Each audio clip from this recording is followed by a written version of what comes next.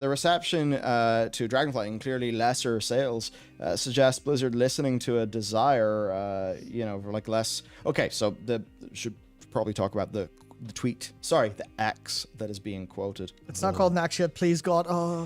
For years, people asked for a less serious, less world-ending expansion, one focused on local threats with an upbeat theme. It's been one of the most requested things for years. Indeed, reception to Dragonflight and seemingly lesser sales, however, suggests that listening to those players may have been a mistake, a pity. Number one, I don't actually think that's what people have been. I think that there's been a bit of tiredness. I think that there would have been other ways, to deliver cool things.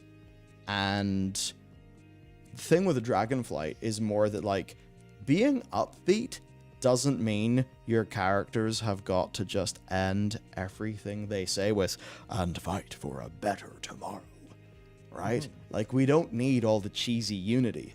So, in this case, I'm thinking it's more like, not particularly... Actually, what if I went to comment provided by Matt earlier, who said... 1 second, I literally need to unbreak this. I really love OBS to pieces. It literally just, like, the Notion window re-render just broke. I'm like, sweet. Is that gonna work? Nice. There we go. That works. Fantastic.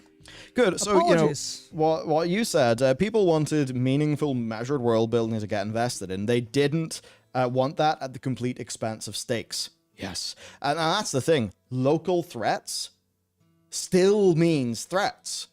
Yeah. Like, in a local threat, people can die. Family members can die. Real bad things can happen. You can have a, local threat. That, in many cases, means more personally tragic story. More deeply impactful story, right? Like, it doesn't just mean happy, happy, happy all the time. You can have strong personal stakes that aren't world-ending. You just need to sell them correctly, something that this expansion has utterly failed at. Taliesin and Evitel, sales of the game and initial sub-numbers have nothing to do with Dragonflight and everything to do with what came before. I would say yes and no. I think that Dragonflight's, as we just talked about, Dragonflight's marketing, basically, I would give it an F. I mean, it was all this tripe with the tagline, harness the power.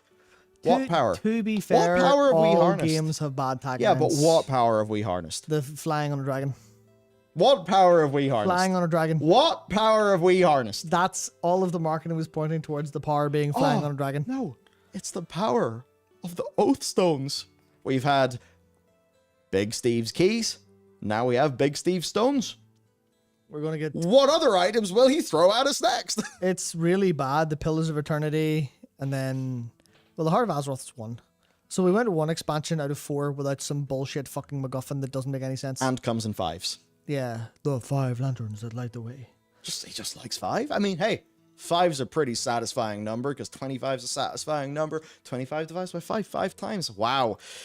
What they say, the fact that sub retention is unusually good compared to other expansions shows that people like what Dragonflight is giving them. Yes, that's just the core thing. That's correct. If this was the strength of Warlords of Draenor's marketing and core concept with execution of Dragonflight, oh boy, we'd be on the different timeline. We'd be having a different conversation. Ali, I feel like this argument is blaming current systems for past grievances. Shadowlands and the Blizzard lawsuit hit the game hard. That's so true. Yeah, it's like, I think... outside of Talia saying nothing to do with Dragonflight, I think he's largely correct there. Yeah. Unless that's Evitel, I can never tell which one's tweeting which. But it's, it doesn't matter. Basically, spot on outside of there's definitely some stuff with the marketing, but beyond that, it's like, it's more or less completely fine. I think ultimately, like, my point was, like, you can, like you were saying, you can just have, here's the... I'm trying to think of good examples, but there's like loads of like little bits of film and little bits of games. Like, what is the tiniest possible thing you can get someone anxious about or terrified about? And it turns out it's pretty small. Like, if you're good enough at telling a story, you can have a pencil about to fall off a desk feeling terrifying. Obviously, that specifically would be applying more to film and cinematography and stuff like that with like anxious shots and things like that. Go watch The Bear, by the way. A kitchen's never felt this fucking horrifying. Or as anxiety inducing.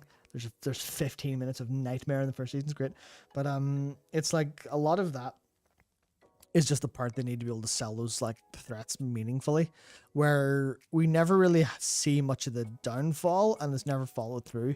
Like a good example of them trying that was Loam, when Loam burning with Farak, but that felt like kind of a, well, that happening out of nowhere was fine because it was Farak's a loose cannon and he's strong, so like there's nothing you can do when he does want to like hurt things you care about. But the Loam were little joke dudes, and then it was never followed up on beyond Abyssian, because even that quest was really good. That quest of like having to put the fires out was really good. It felt frantic, not to the same level as the one of the best quests in the entire game, which isn't in the fucking game anymore. Blizzard, you absolute morons! The saving people from Teldrassil, where it's just like I can't remember how many it asks you to save, but it asks you to save everyone. You can't. You get a fraction of the way there before the time runs out. And I have never... Good narrative design. I've That's never felt as strongly in a World of Warcraft quest in my life than doing that. Especially because I was on my paladin at the time, and I'm like, my paladin was, in my head, I'm like, this is a very good savey, healy character. And I was like, I can't do the savey healy. Useless. Yeah. I can't bubble everyone or spell everyone. Fuck. I felt genuinely like horrible there in that sense. So it's the more the stuff they can do with that, where they can use the game design and use like more time spent on individual parts to build up stakes and have you think, okay, here's really, really, really, really horrifying stuff. Like, give us a couple quests where we're set in, it's actually a reasonable example, actually.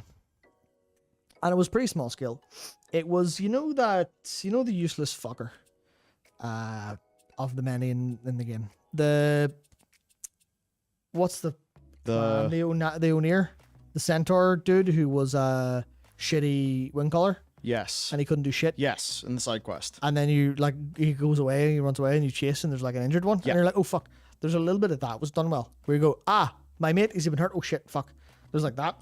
Whereas a little bit of just taking those principles further, not like always like scaring people to death, but just like getting you to care about stuff. And then when things go wrong intentionally or the right way, you can do that. You can make a character you've spent a couple quests with, like being in danger, feel like the world is ending. It just doesn't have to be, and the world is ending because of 47. Garlemald is one of the perfect examples of that. Shit in a game, like straight up, like terrific. Genuinely, some of the best questing. Yeah, genuinely incredible. Even like the first time you go back to the Waking Sands and it's not all good. That was early and it was sloppy because of the time, but it was really fucking strong. The ending of A Realm Reborn is unbelievable in that way.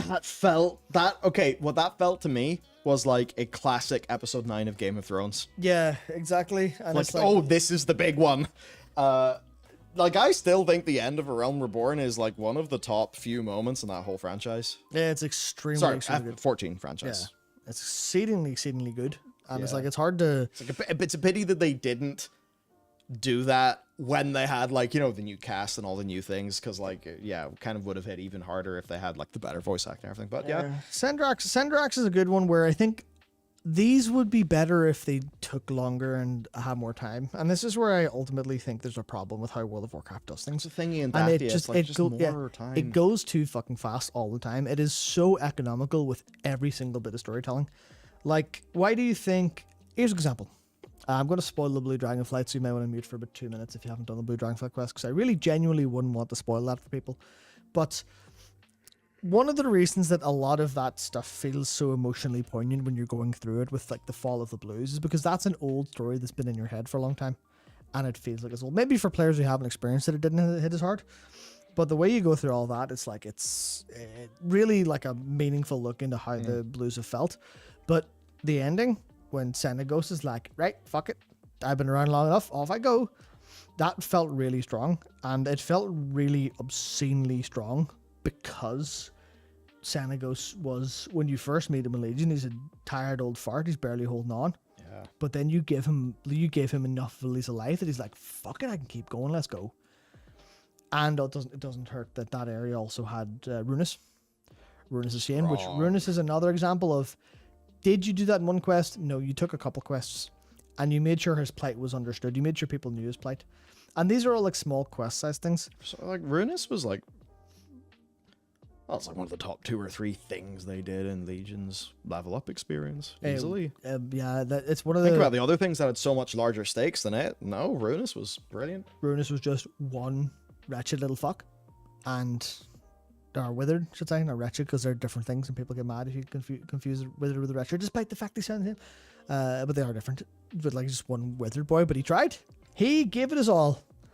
And he was remorseful when he went down. And I'd like people cried their fucking eyes out of that, and for good reason, because it was delivered beautifully and voiced everything like that way.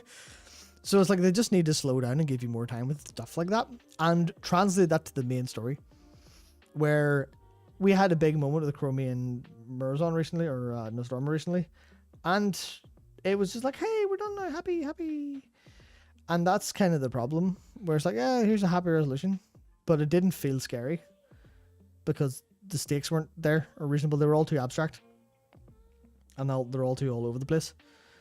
And that was like the same deal with basically everything so far. Is the abstract levels of threat from stuff just doesn't land with people because you don't have enough time talking to people in like emotional ways. Where if you were, instead of going through the Dawn Infinite with Chromie, you went through it with Nosdormu, and along the way, you know, this would have added obviously to the size of it, and it would have needed to be narratively slightly different.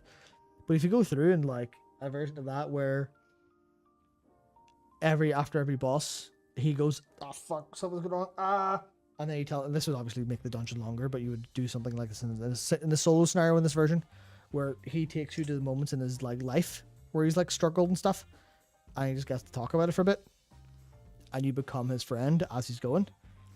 And then he goes to walk into, you know, I mean, there's a whole part where you wouldn't have done this with Chromie. You'd have done it with him, and he has to stop himself or something kind of weird, even though you can't do that. It's a completely different narrative framing. But the point ultimately is, if you understood his plight and were close to him and were his friend, because he spoke to you like your friend, and he spoke to you like, even if he did have to lamp shit and say, listen, I don't know who the fuck you are, you're just some dude, but you're here with me on this journey because like the other dragons trust you and stuff. So come with me, let's go for a walk. All right, how's it going? But so yes, yeah. I remember this place here. Did this, whatever, blah blah blah. Go to the time where, like, even if we saw in one of his, I can't control my time powers, we're going to a different vision. Like one of those things where all you need is, oh, I am gonna get some thumbnails out of that. Yeah, like you just it sounds like an FF style cutscene I'm talking about. That's because it is, because I'm immediately thinking of the Echo, because that shit works. Where you like, Echo is the most like it's the most free piece of bullshit you can make for your game. It's so good. Like, you know what? Screw it. For magical reasons, you are a storytelling conceit. Done. Yep. So it's like, that's the perfect example where that exists there for Nosdormu, where if Nosdormu like sort of brings you back into remember the solo dude in Loch Bodge, Sid's memories? Actually, yeah, that's exactly it. That's literally, I didn't realize that's what I was talking about, but I am. But like, just for the sake of completion's sake, Nosdormu brings you along a place. Maybe it's a solo scenario, because scenarios were in MoP. They were fine. There's still solo scenarios in the game. There's plenty of them. There's the Warlock stuff has a little scenario attached to it. There was Green Fire. There's the Maid Stars. There's lots of those. So you do this bit where Nosdormu takes you. There's the tier thing, for fuck's sake, where you take over tier and smack stuff. And that's like a narrative conceit of looking into the past as well. So you can just do it with Nosdormu.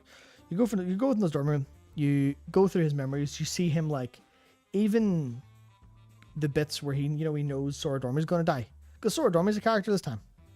In the Time Rifts. So what if Nosdormu took you to show where he met Sora Dormy for the first time? Maybe then showed you like a date they had.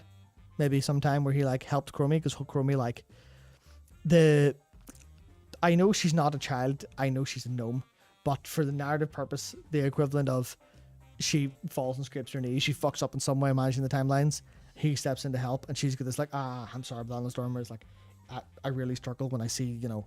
And there's even a connection of the Time Rift or the Aeon's Fringe quest stuff that we're doing, where the conceit was, it's really hard to go and set the timeline right when you have to do things that you don't want to have happen. You have, Chromie fucks up something and like sneakily leaves like I don't know, someone's gonna get like killed and she leaves an escape route because she like likes them a bit, or they look like her or something, or like a gnome. She helps one gnome escape from Gnomeregan and not become a leper or something like that, and then gnomes will finally have some fucking story. And then Nosdormu has to reprimand her, but she like starts crying, and then the VO gets to cry a little bit, and Nosdormu has to comfort her and say, "Listen, like this is a hard ass job, but it is what we have to do. What you'll want to do," and then you could even do this whole bit where he goes, "It's hard to do this, but the way I get through it is I look at the amount of joy and happiness in our timeline that we've created, and it's this joy we protect. Sometimes we have to sacrifice other timelines' joy, other timelines' happiness, and it hurts, but it's for the sake of the people we love and care about in our timeline." And then, oh, look at that fucking fancy message, and everyone's happy. And you're doing this while you're fighting a load of infinite dragons and stuff like that, so people don't get bored. But all this goes along, and then at the end, you're like, Nosdormu has a character, and he's said stuff, and he's done stuff, and we've seen his like good times, we've seen his bad times, we care. Yeah, now we care about him. Just by the way, can we decanonize dragon skin cream? What? So I had this problem. I don't know what thing I was looking. Basically, yeah, I was doing a thumbnail for the Clips channel, right? And I was going through what he looked like. Oh right, And yes. his skin, the faces of some of these modern characters look like complete trash. They are really bad, and I think Nosdormu may be the worst. He looks ridiculous. Like, you actually look at Nosdormu in that, like, cutscene, you know, it's all, you know, big full screen. He looks ridiculous. He's supposed to be, like, thousands of years old. And we're like, yeah, but Visage, it doesn't need that. Yes, you can have logic for why all the dragons look perfect. But there has to be, you know, you need to be saying something with that. As an example, one of the reasons why all of the mages in the Witcher universe are beautiful is because they get to choose what they look like. So they stand out in a universe where, no, not everyone's beautiful, everything, you know, there's a lot of poverty, there's a lot of bad shit. So it's like, with the mages there, it's a creative statement. Whereas here, it's like, do you want Nosdormu to look like old, wise, and troubled? Then why does his face look like that? Why does he look like he is a 22-year-old trying to play an old man with no makeup department? Anyway, it was a bit of a random thought. But Yeah. it grumbled me. Yeah, I completely understand. Like, there's something else I had there going, but I can't remember what it was now. It was something interesting, I bet, because obviously it was. I wouldn't have terrible ideas, would I? I actually completely forgot what it was. Also, I think the camera was on you for most of that segment. Cool. That was useful. Fog. I fucked that up. But yeah, no, It's not automatic. yeah, but not when I had studio mode on, Ah. which I did because like things. That's kind of awkward because I had a few messages to respond to there. Yeah. So I had to respond to them. Yeah, that was. Whoops. Uh-oh. Whoops, that's the for not monitoring a stream. But like that stuff is that's the kind of thing they could do a lot more of. That's the kind of stuff they could do a lot more of, a lot more interesting, and just kind of push through a little bit. That's what it was. Zastin said, yeah, when it comes to the Legion version of Azeroth, when we ask if we can go to help them, Sword Dormy's just like, no. I'm like, that's cool. Make that your patch story. Oh, yeah. Literally make it your patch story. We go to Azeroth and the place is fucked and we're not allowed to talk to anyone. We see Tyrande lying half bleeding, fighting off 200 fucking demons. We see her lying there beside the skull of Malfurion. Illidan's like closing in, about to kill her. And we're just like, we can't help. Sorry about that. There's a thing that I have not seen be discussed. What's that? Sora Dormy dies. Sword Dormy dies, yes. She dies in one of the visions of the future that Kairos sees.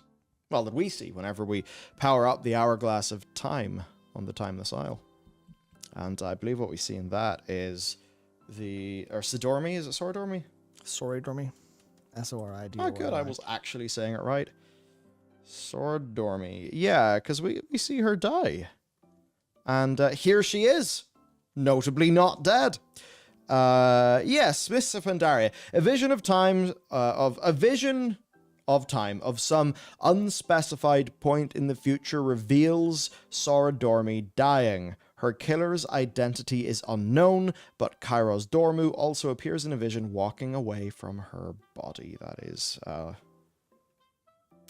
yeah, so, I mean, that could just be something that's dropped that won't happen again. Okay, you know what? I'm actually just going to take some notes of the dropped storylines, like part 2 video. Yeah, see, what have we got in today's video? So, dropped storylines. Sora Dormy. Sora Dormy, Rathion, Blade. What was the other one? Oh, it was a good one, There was too, a good the other one. I don't remember. Chat, Help please us. help, yeah. Help us, please. Please. Please, we both have dementia. We rely on you. Mm-hmm. Oh, man. No, it was something good. Yeah. Oh, it hurts. We don't have any bad ideas in the stream. Not at all. Not a single one. Never had a terrible moron idea. Kind of fascinating, then.